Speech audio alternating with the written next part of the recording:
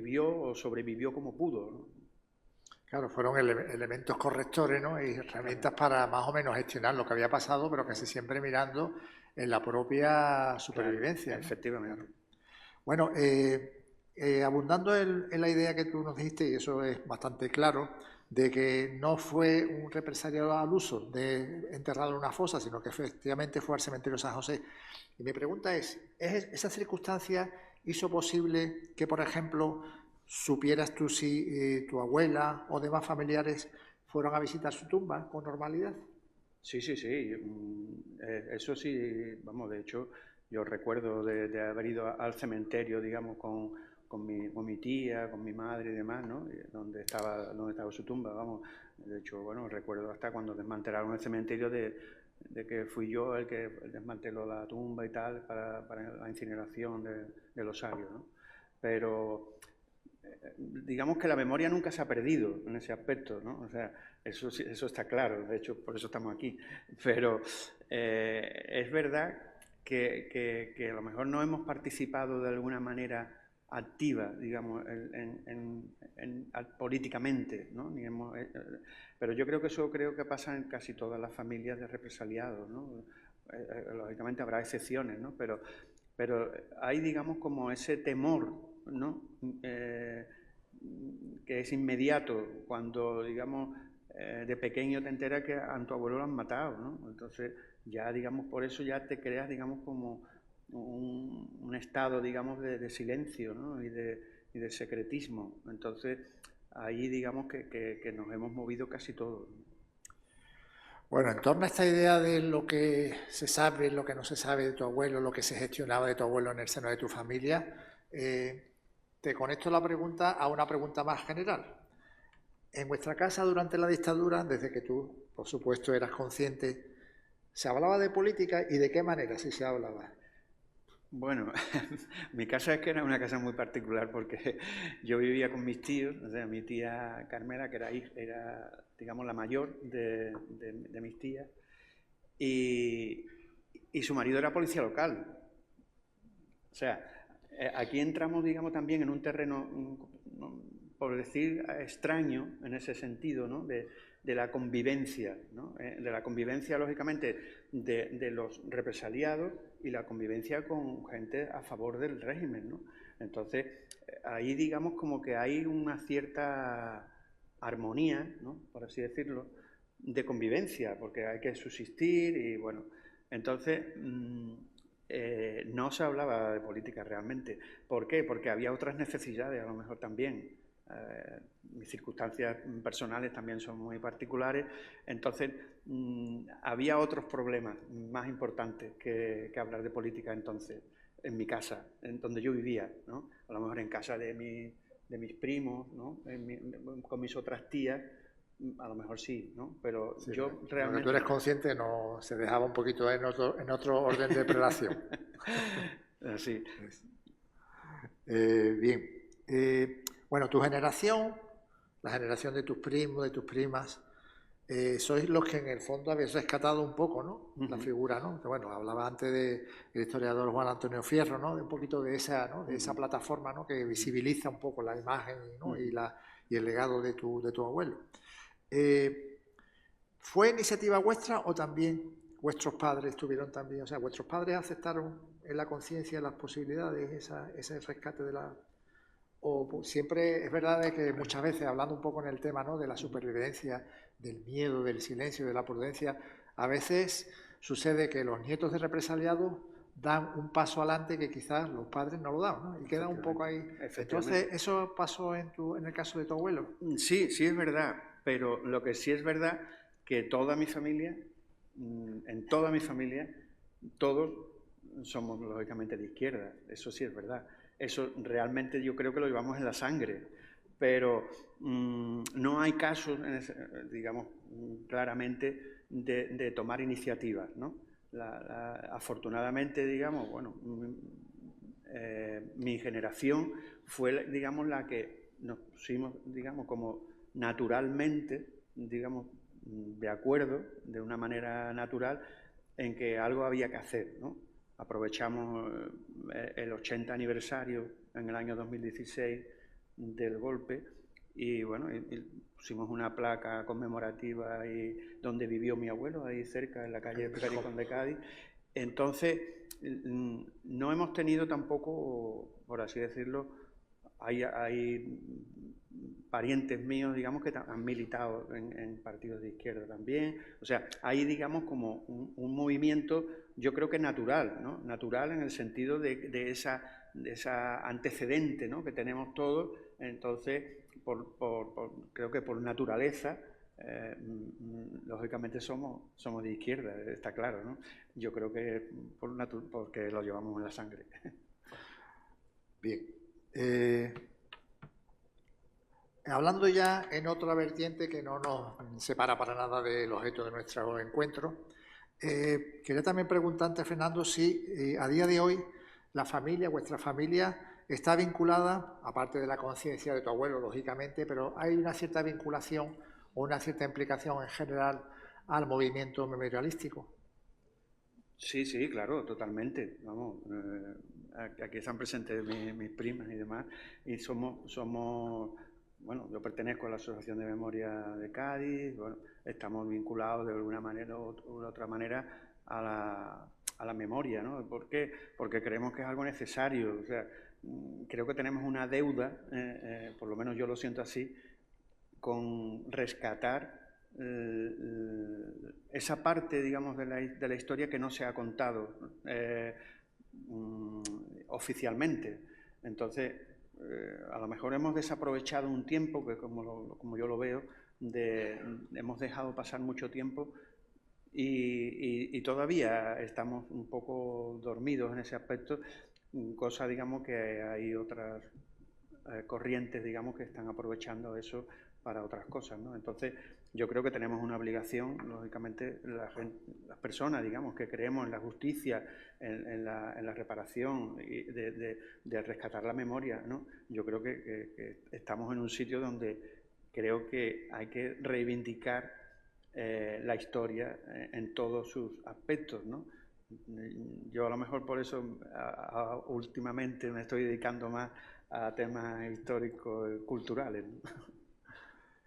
Bueno, de alguna forma también esa idea de lo memorialístico también colinda con la realidad de determinadas tendencias que desde el punto de vista político e ideológico hoy en día parece que no hacen suficiente una legislación, ¿no? Y no hago sino recordar, bueno, de aquella famosa ley de amnistía del 77, que bueno, que tantos problemas ha dado, ¿no? Porque después, en algunos casos desde el punto de vista judicial, se le ha dado de vuelta al casetín, ¿no? Una ley que sobre todo estaba dirigida a los presos políticos del franquismo, ¿no? Y que, bueno, de alguna forma la judicatura ha querido también apoyarse de otros presos que para nada tenían que ver con los presos políticos del franquismo. Pero después es verdad que ha habido una cierta lasitud, ¿no?, en cuanto a la legislación. No hay más que recordar la proposición no de ley de 2004, sobre donde se empezaba ya a crear una declaración de intenciones sobre la necesidad de una memoria, de una reparación, y ya, por supuesto, la Ley de Memoria Histórica de 2007 y ya la vigente del 2022. ¿Tú piensas que esa legislación, tal como hemos llevado el periplo en estos ya prácticamente ya 40 y tantos años de democracia, es suficiente? O mejor dicho, si la ley ha dado toda el auténtico valor de su medida, ¿no?, respecto a la realidad, ¿no?, a lo que se necesita, ¿no? Bueno, yo es que tengo una visión muy particular de las leyes, ¿no? Porque dice, las leyes están para cumplirlas, ¿vale? Pero también es verdad que quien implanta la ley son los jueces, realmente quien la ejercitan. Dependemos de los jueces.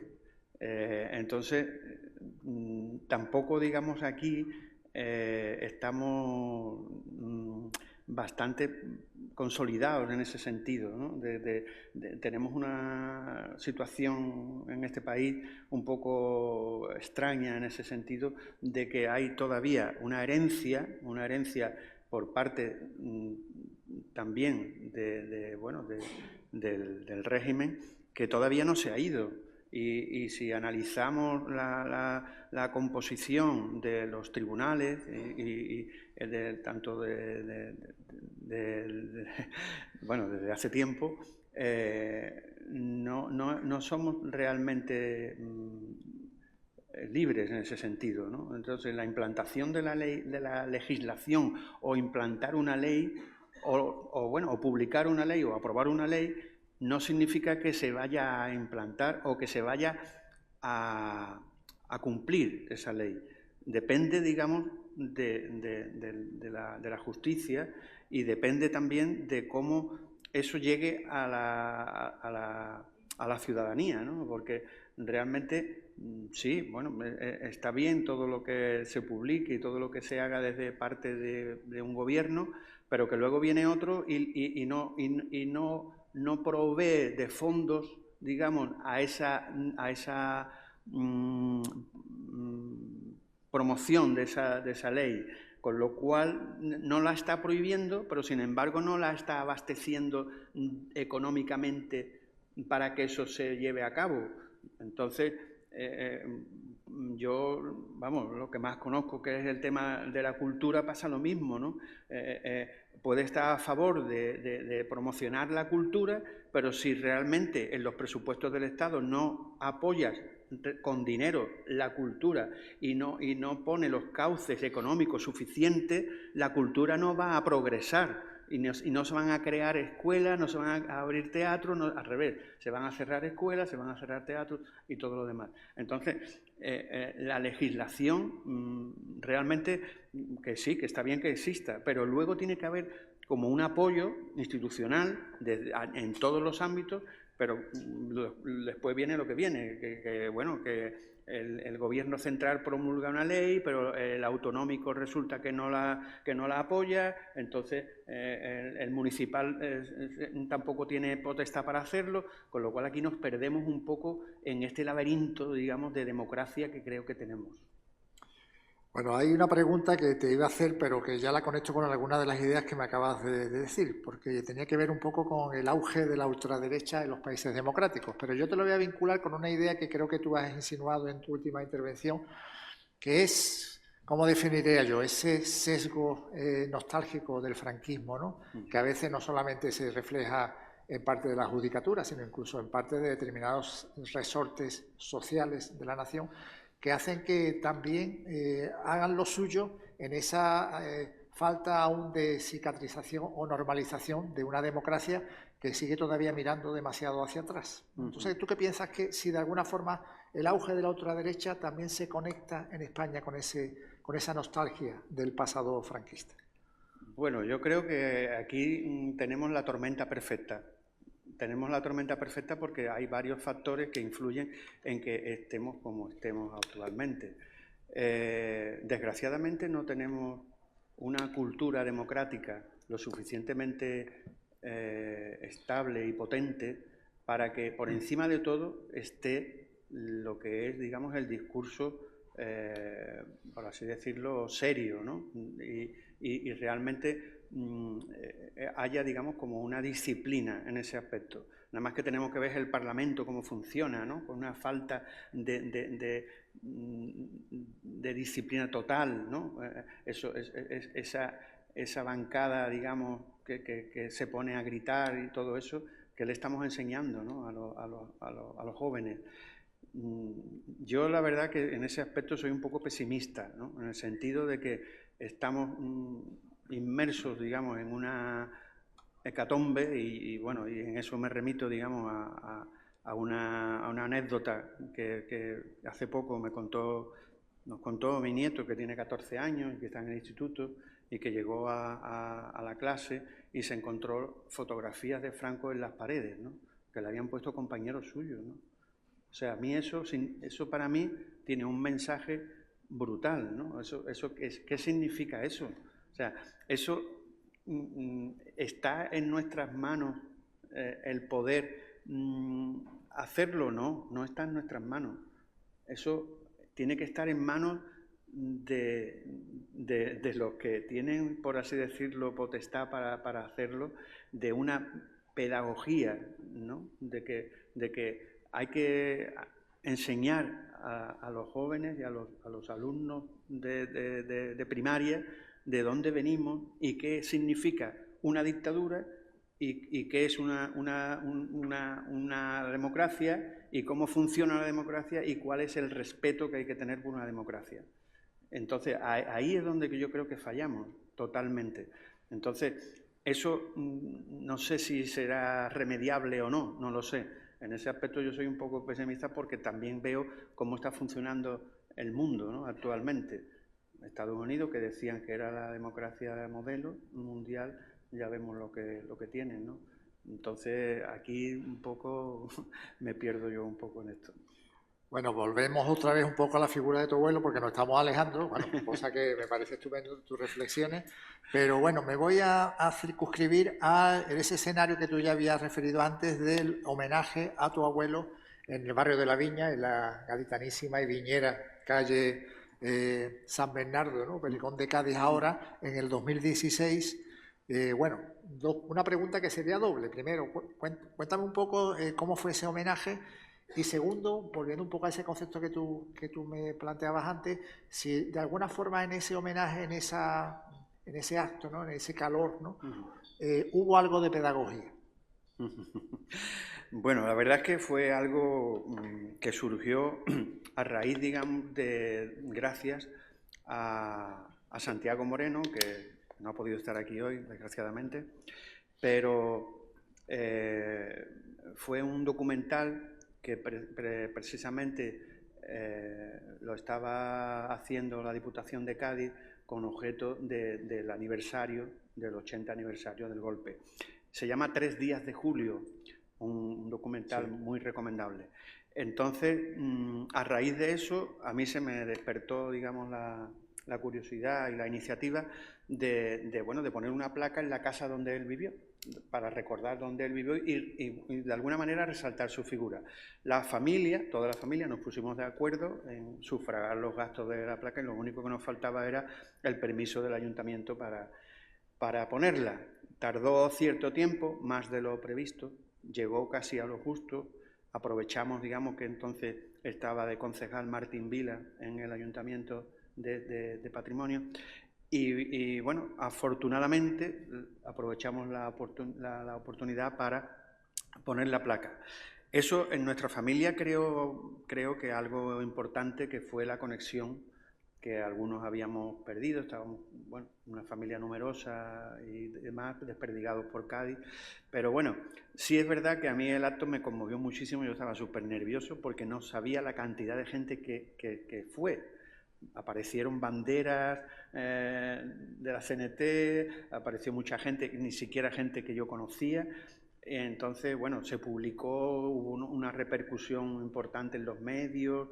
O sea, para mí eso fue importante en el sentido del reconocimiento que yo no esperaba que fuese tan masivo.